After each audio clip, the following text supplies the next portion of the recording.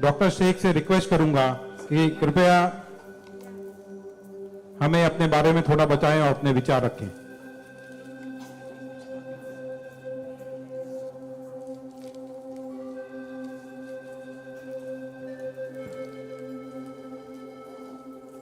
सबसे पहले तो मैं अल्लाह रब्बुल इज़्ज़त की बहुत ज़्यादा शुक्रगुजार हूँ कि उसने मुझे इतनी इज़्ज़त दी और इस मकाम तक पहुँचाया कि मैं अपनी लाइफ के जो फैक्ट्स हैं, जो जर्नी में आपके साथ शेयर कर सकूँ। मैं बहुत ज़्यादा शुक्रगुजार हूँ भारत विकास परिषद की प्रेसिडेंट सुनील शाह की, और उससे ज़्यादा शुक्रगुजार हूँ यहाँ पे हमारे प्यारे डॉक्टर अनिल मुरारका सर की, जिनके सपोर्ट की वजह से हम बहुत सारी जगह पे जाते हैं और लोगों को मोटिवेट करते हैं। और जितना डॉक्टर अनिल मुरारका सर एक डिसेबिलिटी को लेकर जितना कंसर्न्ड है, उतना मैंने किसी को नहीं देखा। तो I really thankful for him for that. 2008 मैंने अपना 10th क्लियर किया था। मैंने टॉप किया था पूरे जोगेश्वरी में विथ 92.15% लेकर, और मेरा ख्वाब था कि मैं डॉक्टर बनूं और लोगों को सर्व करूं। मैं मिडिल क्लास से ताल्लुक़ रखती हूँ। मेरे जो अब्बू हैं वो वेजिटेबल वेंडर हैं, तो हमारे घर पे बहुत फाइनेंशियली प्रॉब्लम थी। तो मेरा बस एक ख्वाब था कि मैं डॉक्टर बनूं, लोगों की हेल्प करूं, और उसके लिए मैंने साइंस में एडमिशन लिया। देन 11 साइंस जब मैंने एडमिशन लिया, मेरा कॉलेज बांद्रा में था और मेरा घर जोगेश्वरी में। मैं रोज़ लोकल ट्रेन से ट्रैवल करती थी Jogeshwari to Bandra. 7 October 2008 that was the day जब मैं कॉलेज से घर वापस आ रही थी। मेरे सेमेस्टर चल रहे थे उस वक्त, और सुबह 10 बजे का वक्त था। 10 बजे, आप सब लोग मुंबई से बिलोंग करते हैं, सबको पता है लोकल ट्रेन में बहुत रश आर होता है। वो ट्रेन जब अंधेरी से निकली, मैं अपनी सीट से उठी और मुझे नेक्स्ट स्टेशन मेरा जोगेश्वरी था, मुझे वहाँ उतरना था। लेकिन मेरे सीट से उठने और स्टेशन के आने तक के बीच में वो एक लम्हा था जिसमें मेरी पूरी ज़िंदगी बदल गई। मैं जब सीट से उठी, उसके नेक्स्ट मोमेंट मैंने अपने आप को ट्रेन की पटरियों के नीचे पाया, और जब मेरी आंखें खुली तो वही ट्रेन जिसमें मैं ट्रैवल कर रही थी वो मेरी आंखों के ऊपर से बहुत तेजी से गुजर रही थी। एक लम्हे को लगा कि मैं कोई ख्वाब देख रही हूँ, लेकिन जब ट्रेन पूरी तरह से मेरे पैरों से गुजर गई, मैं वहाँ हेल्पलेस थी।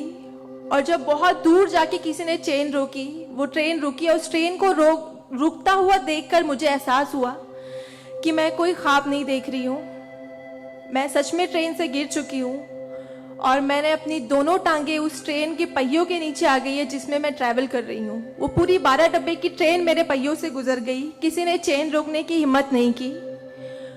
और मैं जब वहाँ गिरी तो लोगों ने मुझे देखा, और 10-15 मिनट बाद काफ़ी लोग आए, मेरे आसपास खड़े हो गए। मेरे पास सेल फोन नहीं था। मैंने अपनी बैग से उस वक्त डायरी निकाली, मैंने लोगों को फरियाद की, बहुत रिक्वेस्ट की, बहुत रोया वहाँ पर कि मेरे घर पे एक फ़ोन कॉल करके बता दो कि मैं यहाँ पे हेल्पलेस पड़ी हूँ विथ हैवी ब्लीडिंग, मेरे बचने की कोई चांस नहीं है। एटलीस्ट मेरे घर वालों को पता होना चाहिए कि मैं यहाँ पे इस हालत में हूँ, मुझे लावारिस लाश बन के नहीं मरना है। बट उस वक्त मैं यही कहूँगी कि अल्लाह ताला की मसलहत थी। अल्लाह ताला उस वक्त जो मेरी तकदीर में था, किसी ने मेरी हेल्प नहीं की, और मैं वहाँ पे 30 मिनट ऑलमोस्ट मैं ट्रैक पर विथ हैवी ब्लीड, मेरे दोनों पैर ट्रेन के पहियों के नीचे आ गए थे। मैं उसी हालत में पड़ी रही और मैं कॉन्शियस थी। मैं बस लोगों के सामने रो रही थी कि मुझे कोई पानी पिला दो, कोई घर वालों को कॉल कर दो, लेकिन किसी ने हेल्प नहीं की। And after 30 minute I got railway help. Then मुझे गवर्नमेंट हॉस्पिटल लेकर जाते हैं, वहाँ पर भी कुछ ओटी स्ट्राइक होता है, मुझे फौरी ट्रीटमेंट नहीं मिलता है। एंड देन मेरा एक्सीडेंट सुबह 11 बजे होता है और मुझे 6 बजे जब मेरी फैमिली प्राइवेट हॉस्पिटल लेकर जाती है, then I got a treatment. And उसके बाद 16 साल की थी मैं जब मेरे साथ ये एक्सीडेंट हुआ। आप समझ सकते हैं 16 साल की उम्र में 1 मिनट में मेरे 2 पैर कट गए थे, मैं डिसेबल हो गई थी, मैं हेल्पलेस हो गई थी, मैं खुद से उठ नहीं पा रही थी, ना बैठ पा रही थी, ना एक तरफ से दूसरी जगह मूव हो पा रही थी। मैं मेंटली डिसेबल हो गई थी, फिजिकली डिसेबल हो गई थी और फाइनेंशियली कंडीशन भी काफ़ी वीक थी। वो सारी चीज़ें मेरे दिमाग में चल रही थी और जब लोग मुझे देखने आते थे तो कुछ लोग हमदर्दी में नेगेटिव कमेंट्स भी करते थे कि 16 साल की बच्ची है, 2 पैर खो दिए हैं, सारी जिंदगी माँ बाप के ऊपर बोझ रहेगी, ये जिंदा क्यों है, इससे अच्छा ये मर जाती।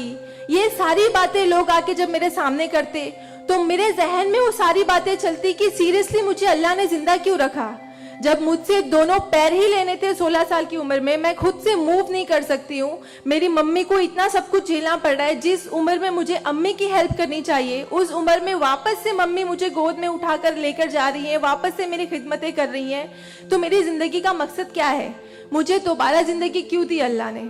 मैं बहुत शिकायतें करती थी अल्लाह से, मैं बहुत रोती थी, लेकिन उस मुश्किल वक्त में मेरे कॉलेज, मेरे स्कूल टीचर्स और बहुत से ऐसे नेक बंदे भी थे जिन्होंने मुझे हौसला दिया। उनमें सबसे पहले मेरी फैमिली आती है, मेरी बड़ी सिस्टर की फैमिली आती है। मेरी मम्मी ने मुझे एक जुमला कहा जो जिंदगी भर और मैं हर फंक्शन में बोलती हूँ, वो कि बेटा तुम रो मत, तुम्हारे साथ आज जो ये हादसा हुआ है, अल्लाह ने तुमसे सिर्फ 2 पैर लिए हैं, तुम्हारे पास तुम्हारा दिमाग है, तुम इतनी फास्ट ट्रेन से गिरी हो, तुम्हारे सर पे चोट लग सकती थी, तुम्हारी जान जा सकती थी, लेकिन अल्लाह ने सिर्फ तुमसे 2 मामूली पैर लिए हैं। क्या पता फ्यूचर में तुम्हारे लिए बहुत कुछ रखा हो।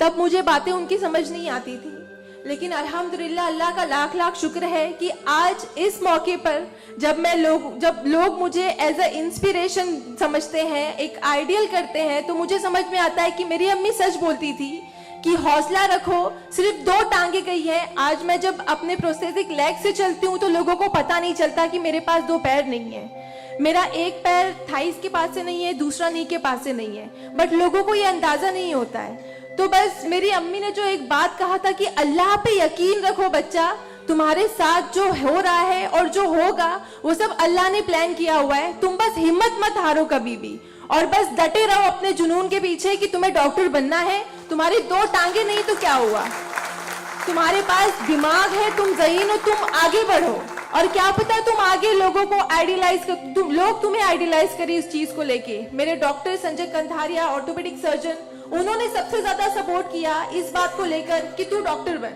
मैंने अपनी जीने की उम्मीद छोड़ दी थी, डॉक्टर बनने की उम्मीद छोड़ दी थी, लेकिन जब उन्होंने मुझे बताया कि तुम डॉक्टर बन सकती हो, तुम बनो, देन मैंने प्रिपरेशन स्टार्ट की। सीईटी कॉमन एंट्रेंस टेस्ट होता है to getting admission in medical college, मैंने वो क्रैक किया। I got 3rd rank all over Maharashtra in PH Kota,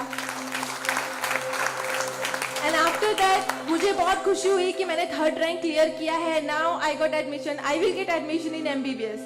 but वहाँ पर भी एक प्रॉब्लम थी मेरे लिए कि मुझे डिसेबल परसेंटेज 89% डिसेबल हूँ मैं, और मेडिकल में एडमिशन के लिए 40 to 70 there is a criteria to get admission for MBBS। मैं मोर देन 70% डिसेबल हूँ, ये कहकर मुझे उन्होंने डिनाई किया कि आप एलिजिबल नहीं हो, आप MBBS में एडमिशन नहीं ले सकते हो, आप डॉक्टर नहीं बन सकते हो। तो उस बात को लेकर मैं बहुत डिप्रेस हो गई। देन मैंने वापस अपने डॉक्टर से हेल्प मांगी, उन्होंने मुझे एक मशवरा दिया कि आप हाई कोर्ट जाओ, बॉम्बे हाई कोर्ट, और जिस बात के लिए एक नॉर्मल स्टूडेंट को सिर्फ पढ़ाई करनी होती है, अच्छा रैंक लाना होता है, मुझे उस चीज के लिए मैंने वो किया, लेकिन उसके बाद भी मुझे बॉम्बे हाई कोर्ट जाना पड़ा। एंड मैं गई, मैंने अब हार नहीं मानी और मैं गई, बिकॉज वो मेरा हक था, मुझे डॉक्टर बनना था। और जब मैंने वापस अपनी नॉर्मल जिंदगी स्टार्ट की अपने प्रोस्थेटिक लेग से, मैंने आना जाना शुरू किया, अकेले ट्रेन ट्रैवल करना शुरू किया, देन मैंने रियलाइज किया कि मेरे अंदर कोई कमी नहीं है, मैं एक नॉर्मल लड़की हूँ, मेरे पास पैर नहीं तो क्या हुआ, मैं लोगों को सर्व कर सकती हूँ, मेरे अंदर पैशन है डॉक्टर बनने का। तो मैंने वो बस अल्लाह पे यकीन रखा और मैंने ये सोचा कि अगर अल्लाह ने मेरी किस्मत में रखा है डॉक्टर बनना तो मैं जरूर कोर्ट में फाइट करूंगी। एंड देन मैं बॉम्बे हाई कोर्ट गई इन 2011 और वहां पे मेरा केस मोहित शाह, चीफ जस्टिस मोहित शाह ने देखा, उन्होंने मुझे ऑब्जर्व किया, मेरे प्रीवियस स्टडी रिकॉर्ड्स देखे, वो सारी चीजें देख के, और उन्होंने जब मेरा पैशन देखा डॉक्टर बनने का, सर्व करने का, देन उन्होंने मेरे फेवर में फैसला दिया। एंड 2011 अल्लाह का लाख लाख शुक्र है कि मुझे इंडिया के टॉप मोस्ट कॉलेज में एडमिशन मिला, which is Seth GS medical college and KM hospital. Then 2011 में मैंने अपना एमबीबीएस में एडमिशन लिया। वो जर्नी बहुत आसान नहीं थी मेरे लिए, क्योंकि मेरे पास 2 पैर नहीं हैं, और जब मेरी काउंसलिंग चल रही थी एडमिशन को लेकर, तो काफ़ी जो डॉक्टर्स का पैनल था उन्होंने मुझे बहुत कुछ हकीकत बताई थी कि आपके लिए डॉक्टर फील्ड आसान नहीं है, इसमें पढ़ाई करना 5.5 साल, आपको एक ओपीडी से दूसरी ओपीडी जाना होगा, और तब मैं 2 क्रचेस यूज करती थी मेरे लिए, तो आपके लिए बिल्कुल भी आसान नहीं है, आप हार जाओगे, 1 साल पढ़ोगे, दूसरे साल आप डिनाई कर दोगे, एडमिशन नहीं लोगे, आप गिव अप कर लोगे। लेकिन बस मैंने दिल में ठान लिया था कि मुझे इन्हें गलत साबित करना है, और मुझे लोगों को प्रूव करके दिखाना है कि एक लड़की जो 89% डिसेबल है, जिसे लोग ये कहकर सुनाते थे कि सारी जिंदगी माँ बाप के ऊपर बोझ पर बनी रहेगी, उन्हें प्रूव करना है कि मैं डॉक्टर बन के लोगों को सर्व कर सकती हूँ। और जो मेरे दूसरे डिसेबल भाई बहन हैं, उन्हें भी शो करना है कि after disability, after accident, post accident जो लाइफ होती है वो आप नॉर्मल गुजार सकते हो अपने हौसले की बनिस्बत। तो मैं बस 5.5 साल मैंने बहुत कोशिश की, बहुत दर्द सहे, लेकिन मैंने अल्हम्दुलिल्लाह 2016 में फर्स्ट क्लास से मैंने अपना एमबीबीएस क्लियर किया। और इस बात को देखते हुए मुझे बहुत खुशी होती है, इस बात को बहुत प्राउड मोमेंट था मेरे लिए कि इन 2016 ऑन वुमेन्स डे 8 मार्च मुझे बॉम्बे हाई कोर्ट में फेलिसिटेट किया गया, जो एक हिस्टोरिक मोमेंट था वहां पर कि आउटसाइड से किसी को उन्होंने फेलिसिटेट किया। देन उसके बाद मुझे काफ़ी कॉल्स आए एज अ मोटिवेशनल स्पीकर, मुझे काफ़ी अवार्ड्स मिले, और तब मैंने सोचा कि मेरी जर्नी सिर्फ एमबीबीएस तक नहीं, मुझे लोगों को और प्रूव करना है कि 89% डिसेबल हो के अगर मैं एमबीबीएस कर सकती हूँ तो मुझे मेडिकल फील्ड की हायर डिग्री अचीव करनी है, which is MD, medicine in doctor in medicine. Then मैंने उसके लिए भी कॉमन एंट्रेंस टेस्ट दिया, and again I got third rank in all over Maharashtra. और यहाँ पर भी देन अगेन उन्होंने प्रॉब्लम क्रिएट की मेरे लिए। After completing my MBBS with flying colours, उन्होंने वापस मेरा मेडिकल एडमिशन डिनाई किया कि आप नहीं कर सकते हो because you are 89% disable. Then मुझे एक बहुत हम्बल इंसान मिले, member of parliament Kirit Somaiya sir, उन्होंने फौरन से मेरी एप्लीकेशन सेंट्रल हेल्थ मिनिस्टर के पास लेकर गए, और वहां से विद इन 2 डेज ये जो क्राइटेरिया है 40 to 70% डिसेबिलिटी का मेडिकल में एडमिशन के लिए, this is a 20 years old clause, और विद इन 2 डेज ये क्लॉज चेंज करवाया उन्होंने बिकॉज ऑफ माई एप्लीकेशन। वो क्लॉज चेंज होके बस ये है कि मिनिमम 40% क्राइटेरिया है, और मोर देन 70% जो भी डिसेबल हैगा they will get admission in medical field. तो मेरी जो जर्नी थी यहाँ तक की, और उसके बाद मैंने रिसेंटली 2019 में मैंने एमडी में एडमिशन लिया, और with same college Seth GS medical college and KM hospital, और मैं अभी रिसेंटली फर्स्ट ईयर रेसिडेंट हूँ एमडी पैथोलॉजी में। मेरी जो यहाँ तक की जर्नी है, मैंने बहुत अच्छे से तो नहीं बताया आपको, लेकिन बहुत सारी बातें मिस है इसमें बिकॉज मेरे पास टाइम नहीं है, आप लोगों को भी लेट हो रहा है। लेकिन ये सारी जो मेरी जर्नी है, ये सब बताने का मकसद यही है आप लोगों को कि जिंदगी में देखो चाहे कुछ भी प्रॉब्लम आए, बिकॉज मेरी लाइफ में मुझे लगता है कि सारी प्रॉब्लम्स थी, फाइनेंशियल प्रॉब्लम्स थी, फिजिकल प्रॉब्लम थी, मेंटल प्रॉब्लम थी, सारे ऑड्स थे मेरी लाइफ में, लेकिन मैंने बस 2 चीजें ध्यान में रखी। एक तो मेरी अम्मी की बात कि अल्लाह पर यकीन रखो, अल्लाह अपने बंदों से 70 माओं से ज्यादा प्यार करता है। एक माँ हमारी छोटे से दर्द को बर्दाश्त नहीं कर सकती, वो तो 70 माओं से ज्यादा प्यार करता है, तो हमें दर्द में कैसे रख सकता है वो? तो उसने जरूर कुछ अच्छा रखा है हमारे लिए। अगर छोटी सी प्रॉब्लम आई जिंदगी में तो उससे हार नहीं मानो, उससे लड़ना सीखो, हमेशा अपना हौसला जिंदा रखो, बिकॉज आपके पास अगर हौसला है तो आपकी लिए जिंदगी जीने की उमंग रहेगी, बिकॉज बगैर हौसले के कोई जिंदगी नहीं जी सकता। तो आप लोग प्लीज, अगर छोटी से छोटी प्रॉब्लम भी आए, कोई भी परेशानी आए, आप लोग लड़ना सीखिए और जिंदगी जीना सीखिए। बिकॉज मेरे एक्सीडेंट के बाद मुझे लगा मैं इतनी सारी कोशिशें नहीं करती तो मैं आज यहाँ पर खड़ी होके एज अ डॉक्टर आप लोगों से इंटरेक्ट नहीं हो रही होती। तो बस कभी भी हार मत मानिए। और ये एक शेर है आप सबके लिए, हौसले की तुर्कश में कोशिश का वो तीर जिंदा रख। तरकश मतलब जिसमें तीर रखते हैं। हौसले की तरकश में कोशिश का वो तीर जिंदा रख। हार चाहे जिंदगी में सब कुछ, हार जा चाहे जिंदगी में सब कुछ, मगर फिर भी जीतने की उम्मीद जिंदा रख। Thank you so much, thank you all of you, मुझे इतने अच्छे से सुनने के लिए। और मैं बहुत ज़्यादा थैंकफुल हूँ डॉक्टर अनिल सर की और भारत विकास परिषद की कि उन्होंने मुझे इतना सुनहरा मौका दिया आप लोगों से इंटरैक्ट का।